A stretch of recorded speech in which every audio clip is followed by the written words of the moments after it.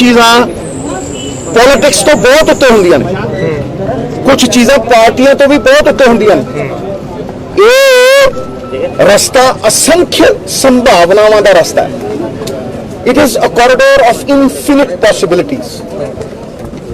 असीं अरदासां करदे हां और अज मेरी अरदास है, एक निमाणे सिख की अरदास है कि यह सदा लई खुलिया रहे। टैंपरेरी तौर पर भी ये एक दिन भी बंद ना होवे, क्योंकि गुरु की मेहर साडे लई सेध है, साडा मूल है, साडी जड़ है। जे जड़ है तो तने ने, तने ने तो पत्ते ने, ते पत्ते ने तो फल। इस करके साडा मूल मंत्र भी उन्हां तों आउंदा। असीं इस मूल नूं सींचीए, उत्थे मत्था ला के हर धर्म का बंदा प्रेरणा लेंदा। यूनीवर्सल ब्रदरहुड की आपसी भाईचारे की सेध पाउंदा। तो उन्हां तो प्रेरित होके मैं एक लाइन लिखी सी, मैनूं अज तक सब तो वधिया लगदी है, the whole world is my country, all mankind my brother and to do good my religion. इस करके ये नायाब बेशकीमत तोहफा ये लई धन्नवाद करते हैं और आस करते हैं कि ये चानन मनारा ये साडे लई सब तो वड्डी ताकत का स्रोत कदे भी बंद ना। इनफिनाइट पॉसिबिलिटीज का यह कॉरीडोर है, तो तुसी सेंटर गवर्नमेंट तो मांग करोगे जेड़ा ट्रेड है वो भी खुले। एक गल ट्रेड खुला है तो तुहाडी मैनूं लगदा तुहानूं इस गल दा पता नहीं है कि जिहड़ा 34 देशां नूं उज़बेकिस्तान, कजाकिस्तान, अरमेनिस्तान उसकी नोटिफिकेशन हुई है, ट्रेड खुला है। लेकिन स्टेट की सरकार नूं ये चाहिए कि भाई किहड़ियां चीज़ां क्वालिटी दियां ਜਿਹੜੀਆਂ ਉੱਥੋਂ ਜਾਣ। ਤਾਂ ਹੀ ਮੈਂ ਕਹਿੰਦਾ ਕਿ ਇਹ ਕੌਰੀਡੋਰ ਆਫ ਇਨਫਿਨਿਟ ਪੋਸੀਬਿਲਿਟੀਜ਼ ਇਸ ਕਰਕੇ ਹੈ ਕਿ ਪੀਪਲ ਟੂ ਪੀਪਲ ਕੰਟੈਕਟ ਦੇ ਨਾਲ ਇੱਕ ਵਿਸ਼ਵਾਸ ਵੱਜਦਾ ਔਰ ਅਗਰ ਉਹਦੇ ਨਾਲ ਤਜਾਰਤ ਸ਼ੁਰੂ ਹੁੰਦੀ ਹੈ ਤੇ ਉਹਦੇ ਨਾਲ ਇੱਕ ਬਨਹਮੀ ਦਾ ਸੰਦੇਸ਼ ਜਾਂਦਾ, ਖਾਸ ਤੌਰ ਤੇ ਉਹਨਾਂ ਲੋਕਾਂ ਲਈ ਜਿਹਨਾਂ ਕੋਲ ਪਾਸਪੋਰਟ ਹੈ। ਔਰ ਮੈਂ ਇੱਕ ਵੱਡੀ ਗੱਲ ਕਰਨ ਲੱਗਿਆ, ਜਿਹੜੀ ਪੋਰਟ ਅਥਾਰਟੀ ਆਫ ਇੰਡੀਆ ਉਹਨਾਂ ਨੇ ਪਿਛਲੀ ਵਾਰ 1.5-2 ਸਾਲ ਪਹਿਲਾਂ ਇਹ ਗੱਲ ਕਹੀ ਸੀ कि जिथे दूरबीन लगी हुई है, क्योंकि 75% लोग जो दर्शन करने आते हैं, जो डेरा बाबा नानक भी आते हैं, उन्होंने कोई पासपोर्ट नहीं होंगे और जिन्होंने कोई पासपोर्ट नहीं होंगे वो जाके दर्शन स्थल के जो टुट चुके हों वो उत्थे जाके दूरबीन राही बड़ी आस नाल, मेरे ताया जी भी वो मिट्टी में अखां ला के रोंदे होंदे सी कि मैं अपने माई बाप के घर क्यों नहीं जा सकता, समझ लो। इस करके वो भी उत्थों दर्शन करते हैं। मेरी ये रिक्वेस्ट है और मैं पहला भी गया सी, अज तो 4-5 दिन पहला गया सीगा उत्थे, उदों भी मैं कहा सीगा कि जिहड़ा वो दर्शन स्थल है उहदा एक 100 मीटर का वड्डा चबूतरा जिथे बहुत ही अच्छियां दूरबीनां ते 60 मीटर उच्चा ये प्रोमिस्ड है। ये अथॉरिटी ने प्रोमिस किया है, उन्होंने कोई टेंडर का चक्कर है। पासपोर्ट की शर्त नहीं खत्म होनी चाहिए सर। देखो मेरी गल सुनो, जिन्नियां सुविधावां दित्तियां जा सकन, क्योंकि इतने बड़े मसले ने हो, मैं उन्हां च नहीं जाना चाहता। अज खुशी का दिहाड़ा है। देखो मैं एक निमाणा सिख होकर अपलाई जरूर करांगा, जे उस लाइन दे विच मेरा नंबर लग्या तो मैं अपने आप को वटभागी समझां। क्रेडिट बार भी शुरू हो गई है। मेरी गल सुनो, जिथे जिथे 13 तोलिया गया उत्थे मेरा मेरा क्यों, मैं पहला भी कहना अं तो नौकर हाँ वो दर से।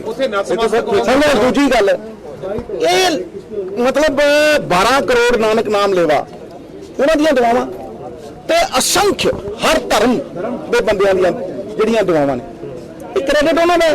तुसीं देखो अरदास जो होंदी है उत्थे अरदास सब तो पहली गल ये खुले दर्शन दिदारे दे बिछड़े गुरधामां ते अज असीं फिर बिछड़ गए सी, चाहे कोरोना काल च बिछड़े सीगे और लंबा अरसा हो गया सी। जिवें अरसे बाद रेगिस्तान दे विच कई बार बूंदां डिगदियां ना बारिश दी तो सौंधी खुशबू उठदी, अज यार सौंधी खुशबू का आनंद मान। देखो मैं ये गल कहना कि बाबा नानक साहब दे भाई लालो उन्हों का किता जिन्होंने लड़ ला के गए सी वो भी अज सड़कों से ਔਰ ਮੈਂ ਅੱਜ ਕੋਈ ਰਾਜਨੀਤੀ ਦੀ ਗੱਲ ਨਹੀਂ ਕਰਨਾ ਚਾਹੁੰਦਾ।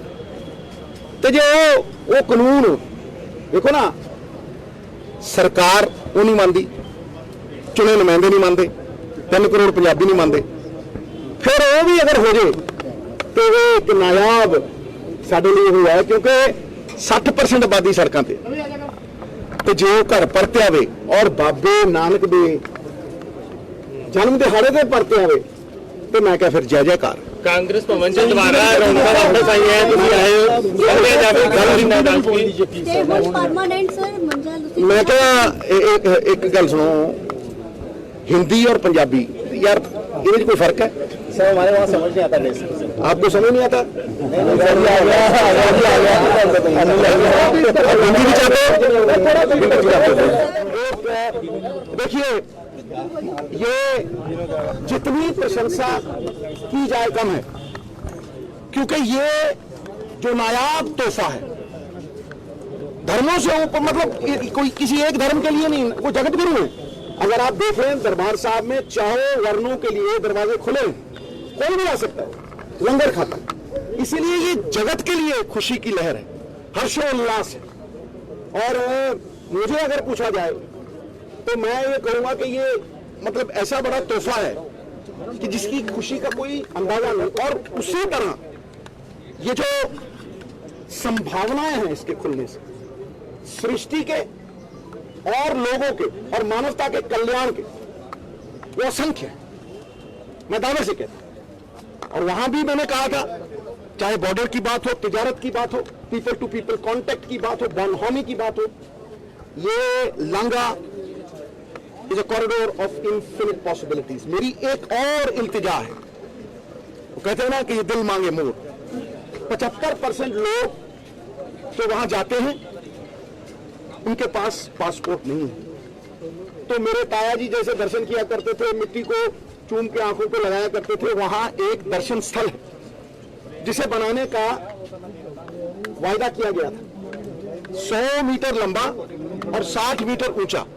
तो वहां से अच्छी दूरबीन जो है उनसे गुरुद्वारा साहब के दर्शन होते हैं, और वो फैसिलिटेट होना चाहिए, क्योंकि आज वहां दूरबीन भी नहीं है और वो टूटा पड़ा है दर्शन स्थल। बीते दिन तुसी भी गए थे? मैं भी गया था, इसीलिए मैंने वहां से ये मांग की थी। तो मेरी तो यही दुआ है कि ये लांगा कभी बंद ना हो, ये लांगा सदैव खुला रहे। आप जाएंगे? और गुरु की जो दिशा, गुरु जो हमारा लाइट हाउस है, जो हमारा मूल है, उनकी प्रेरणा से, वो प्रेरणा स्रोत, उनकी प्रेरणा से हमें दिशा मिलती रहे, हमें सेध मिलती रहे और जिंदगियां जाती रहे। सिद्धू साहब एक बिल्कुल हम्बल सिख, निमाने सिख की तरह अप्लाई करेगा। अगर नंबर लगा तो फिर बहुत ज्यादा खुशी होगी, नहीं लगा तो इंतजार करके जाएगा जरूर भाई। और वैसे भी वो तो मेरे भीतर है।